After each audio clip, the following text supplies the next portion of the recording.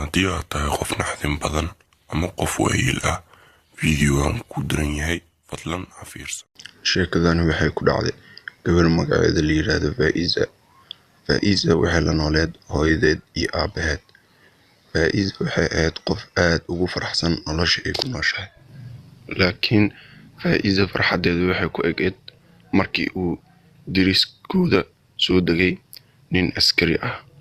weliba wuxuu ahaa isbatoore, weliba sirdoon ah.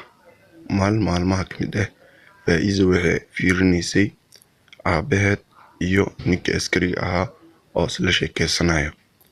Kadib Faiza ninkii wuu salaamay, iyadana salaanta ay ka qaaday. Laakiin Faiza waxay ka baqday sida uu ninkan u soo fiirinayo. Markuu banaanka u baxo, xataa ninkii daaqada ayuu Faiza ka soo fiirinayay. Faizana xoogaa cabsi ayaa gashay, laakiin waalidiinteeda uma sheegin. Markasta oo ay Faiza banaanka u soo baxdo, ninkan wuu daba soco jiray, laakiin Faiza aabaheed markuu arko wuu ka dhuuman jiray. Faiza isbatoorihii si toos ayuu ula hadlay.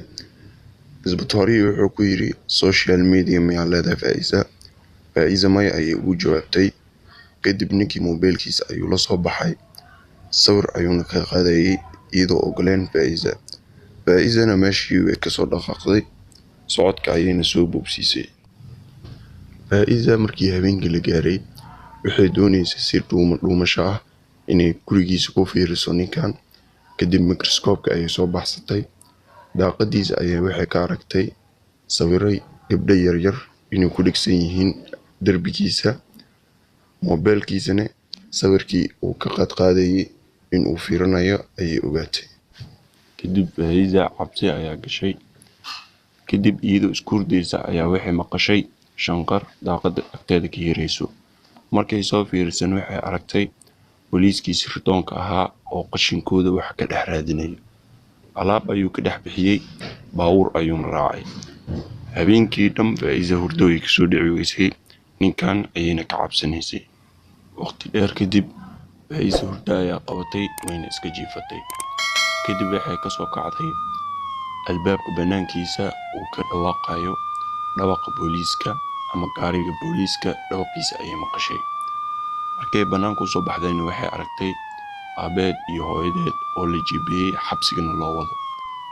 Iyadoo aad u qaylinaysa ayay soo baxday, wayna soo carartay. Laakiin ninkii askariga ahaa ayaa celiyay, wuxuuna ku dhahay, waalidiintaada dadkan ma ahan, adigoo yar ayay ku soo xadeen.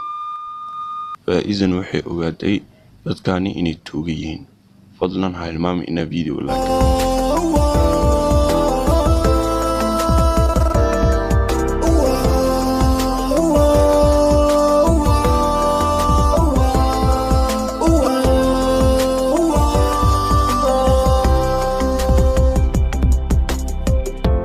포기하고 싶을 때도 나는 왜 기억나지 너의 미소와 뒤태